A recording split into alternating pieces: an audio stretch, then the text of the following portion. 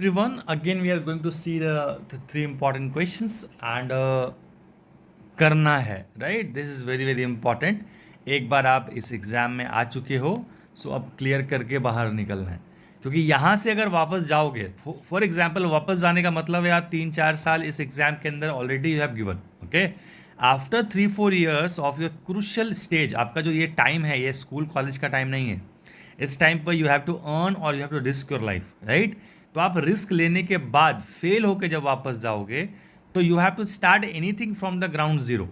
Okay, और अगर आपने 3-4 साल पहले उस चीज़ को स्टार्ट कर दिया होता उस चीज़ को, तो आज आप इसी चीज़ को किसी लेवल पे 4-5-6 स्टेज पे होते. पर 4 से 5 साल ख़त्म करने के बाद आप कोई भी नई चीज़ स्टार्ट करोगे ज़ीरो से, it's going to be very tough, even more tough than failing preparing in UPSC. Okay, so आपको इस चीज़ को ध्यान रखना है कि once we have entered into this zone UPSC preparation, तो आप कम से कम यूपीएससी पीसीएस कुछ भी लेके जाओ right, related to your administration. Otherwise the life is not fruitful. मतलब कहीं ना कहीं थिंग्स विल नॉट. इवन आप टीचर बन जाओ, मेंटर, इसी फील्ड में यूपीएससी में ही, बस आपको अब अपना जीवन जो है इसी में गुजारना है. Something related to UPSC, make it 100% sure. Okay, otherwise आपके पापा के पास बहुत पैसा है, you have a rich background, तो फिर प्रॉब्लम वाली बात नहीं है. Moving to the very first question for the today, the finance commission.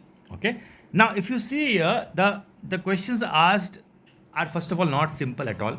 ये बिल्कुल सुपरफिशियल टाइप ऑफ क्वेश्चंस नहीं है कि आप पढ़े और आपको आंसर्स मिल जाएंगे. ठीक है, आप देखो यहाँ पे कि what exactly I have try to ask you, I have try to trouble you. Okay, the chairman of the commission shall be qualified to be the appointed जज ऑफ द हाई कोर्ट. ये उसका composition का जो chairperson होते हैं, जो भी finance commission के चेयरपर्सन होते हैं, he should be qualified for the appointment as a जज of the high court.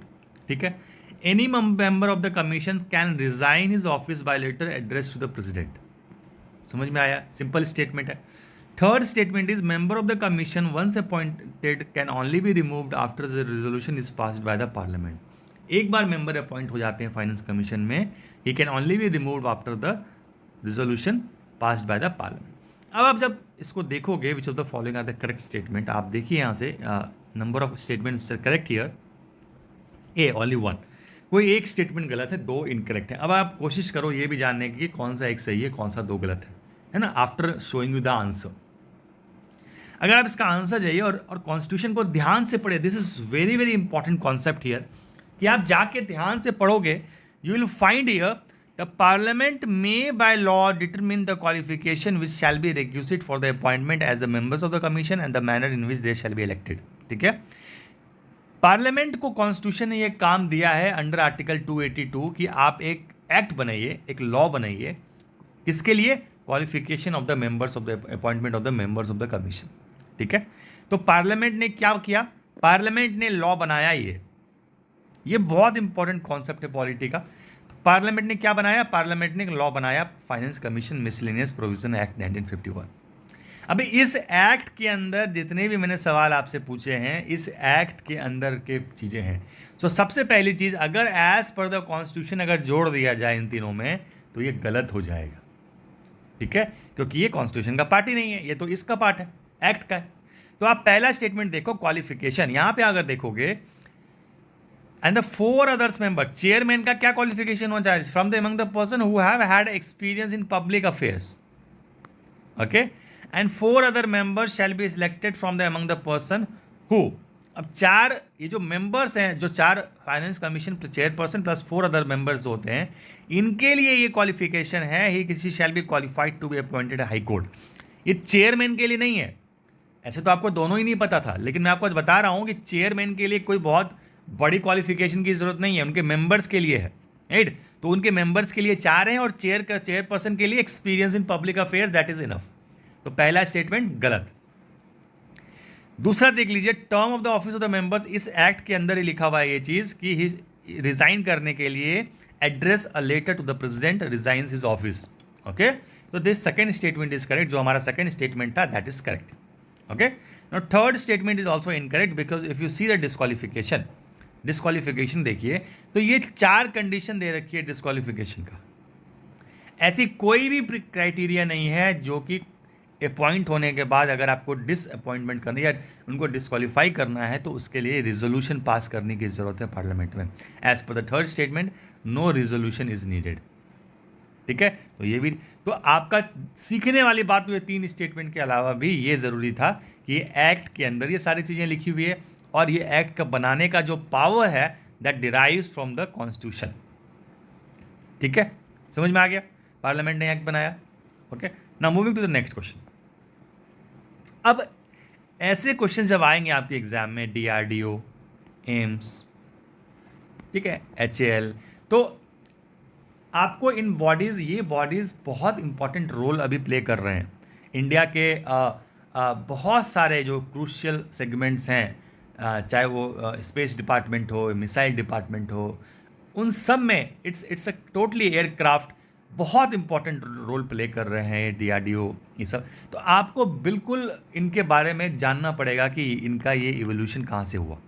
Okay, evolution जानना बहुत ज़रूरी है, हिस्ट्री जानना बहुत ज़रूरी है, किसी भी बॉडी का एग्जिस्टेंस क्यों हुआ, that is a prime requisite जब भी आप तैयारी कर रहे हो। ओके, तो अगर आप देखो इस क्वेश्चन में तो आपको पता चलेगा कि डीआरडीओ वाज फॉर्म्ड इन 1958।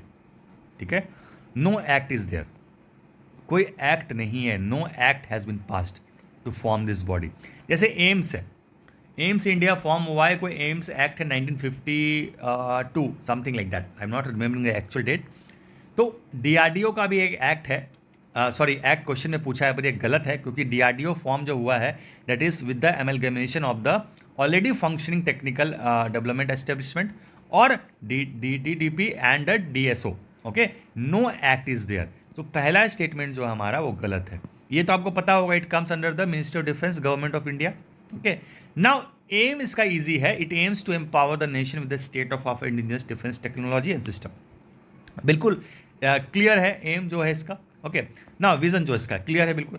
अब जो इंपॉर्टेंट चीज़ है थर्ड, ये भी इंपॉर्टेंट नहीं है, DRDO is placed under second schedule of the RTA. अब ये मत समझना, अब आपके सवाल में ये नहीं आना चाहिए कि सर सारे शेड्यूल भी याद रखने पड़ेंगे। Second schedule is a very important schedule of RTA. ठीक है, यहाँ पे उन फंक्शनरीज बॉडी का मेंशन है जो आरटीआई एक्ट के अंदर आएंगे, जिनको सवाल पूछा तो उनको जवाब देना ज़रूरी है। आरटीआई का मतलब क्या हुआ, आपसे कुछ सवाल पूछे जाएंगे, आपको उसका जवाब मिलना चाहिए। कुछ बॉडीज़ को एग्जेम्प्ट की गई है, राइट, कि आपसे कुछ भी पूछो, अच्छा ये एयरक्राफ्ट कब तक बन जाएगा, तो कुछ इंटेलिजेंस के रिस्पेक्ट में या कुछ भी रीज़न हो सकते हैं जहाँ पे आपको कुछ चीज़ें को गुप्त रखने की ज़रूरत है। You can't tell everyone everything, right. So क्या आरटीआई एक्ट सेकेंड शेड्यूल के अंदर है डीआरडीओ, ये आपको पता करना चाहिए। तो इसका आंसर देखिए क्या है, is placed under second schedule. Okay, and is exempt from the disclosure information. It's not placed. Okay, DRDO is not the part of the, sorry गलत लिख रखा है यहाँ पे। Okay, it is not under IT Act 2005. It is exempt from the disclosure of information under section 24 except information pertaining to the allegation of corruption and the human rights. ठीक है, अच्छा ये चीज़ कोई बात नहीं, बहुत बड़ा मिस्टेक नहीं है। डीआरडीओ जो है is exempt from the disclosure of information under section 24। तो शेड्यूल 2 में ये प्लेस्ड है कि नहीं, ये एक बार चेक करना है। नो प्रॉब्लम, कोई बात नहीं, इसको चेक कर लेते हैं। देयर मे बी कंडीशन कि it is placed but it is exempted, ये भी हो सकता है। तो थोड़ा सा हटके एक चीज़ निकली है यहाँ पे, तो डेट्स वाई विल सी, कोई बहुत बड़ी चीज़ नहीं है, इसको हम देख लेते हैं। But DRDO 100% it is not, it is exempt from disclosure of any information under section 21 for except information pertaining to. ठीक है, तो ये एक बात चेक करना है, कल के आपके क्विज में आपको मैं कंफर्म कर दूंगा, कोई बड़ी बात नहीं है। बाकी के 2 statement you should be knowing, ये एक्ट के अंदर नहीं है, ये चीज़ है। ओके, तो this is for the last question for today is the solid waste management rules 2016। तो सेकंड क्वेश्चन के लिए नो नीड टू वरी, घबराना नहीं है, जैसे आप घबराते हो अपने प्रिपरेशन के लिए। पहला स्टेटमेंट गलत है, दूसरा सही है, तीसरा भी अप्रॉक्स गलत है। इस प्लेस ये गलत है, अभी मान के चलो गलत है, कल मैं इसको और क्लियर कर दूंगा। ठीक है, तो आप डेली कुछ देखना कल का, there I will clear. Now if you see the solid waste management rules 2016, okay, you see here, you will find here 3 statements and all 3 are important for examination. ऐसा नहीं है कि ये ईजी स्टेटमेंट्स है। पहला आप देखोगे कि किसको responsibility, ministry of urban affairs shall be responsible for the overall monitoring the implementation of this rules in the country, ministry of urban affairs. Okay, now ये रेस्पॉन्सिबिलिटी किसको दी गई है, मिनिस्ट्री ऑफ अर्बन अफेयर्स को दी गई है। Okay, the rules are applicable beyond the municipal areas and have included special economic zones, place of pilgrimage, religious and historical importance. तो ये जो सॉलिड वेस्ट मैनेजमेंट रूल है, क्या ये रिलीजियस, हिस्टोरिकल इंपॉर्टेंट प्लेसेस, एसईजेड्स, बियॉन्ड म्यूनिसिपल एरियाज, क्या वहाँ भी एप्लीकेबल है? Third, this was the first category of waste management rules brought out by the ministry. First category of waste management rules, मतलब solid या वेस्ट मैनेजमेंट रूल्स को specify नहीं किया इन्होंने जस्ट कहा है वेस्ट मैनेजमेंट रूल्स. तो क्या first type of such rules has come into the picture to manage the waste? इससे पहले कोई ऐसा रूल आया है? फॉर एग्जांपल बायोमेडिकल वेस्ट है, ई वेस्ट है, तो क्या वो इस एक्ट से पहले आए, इस रूल्स के पहले आए हैं या उसके बाद आए, या यही सबसे पहला है? तो this is what and such questions have appeared in the UPSC. आपको मैं दिखाऊंगा अभी. ओके, तो आप देखोगे इसका answer first is incorrect because ministry of environment के पास ये काम दिया गया है to monitor the implementation of this rules. Urban affairs is not. Okay, this is duties in the ministry of environment, forest and climate change. Now second statement की बात करें तो yes, it rules are applicable beyond municipal areas and have included the all the industrial townships area under the control of Indian railways, airports, एसईजेड्स, pilgrimage, religious, historical importance, सब कुछ cover है. Okay ना, ये एक्ट के अंदर देख लीजिए, रूल्स के अंदर है. ये मैं कुछ अपने मन से नहीं बोल रहा हूँ, रूल्स के अंदर है. ओके, तो third statement if you see here, these rules are of the sixth category of waste. इसके पहले हमारा प्लास्टिक आ चुका है, ई वेस्ट आ चुका है, बायोमेडिकल आ चुका है, हजार्डस आ चुका है, and construction and demolition waste rules भी आ चुका है. This is the sixth category. क्योंकि आप देखो ये चीज़ यूपीएससी पूछा है. PNGRB is the first regulatory body set up by the government. First regulatory body. Okay, setup. ये गलत स्टेटमेंट था, राइट? उसी रेस्पेक्ट में इस स्टेटमेंट को मैंने फ्रेम किया था. अब आपको वैसे भी जानने की जरूरत है ये रूल्स पहली बार आया था कि नहीं आया था. That is what we call the beyond your preparation, beyond your basic reading, such questions are important. तो आपके लिए ये जो स्टेटमेंट है, ये जो क्वेश्चन है, यहीं पे कंप्लीट होते हैं. पढ़िए आराम से. 2015 मेरे साथ चलिए. I will take you to the end, I assure you. But आपको वो सारी चीज़ें करनी है जो मैं आपको कहता हूँ. Thank you so much for the today.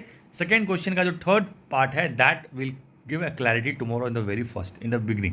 Okay, आप जरूर देख के उसको क्लैरिफाई कर लीजिएगा. Thank you so much. We will see tomorrow.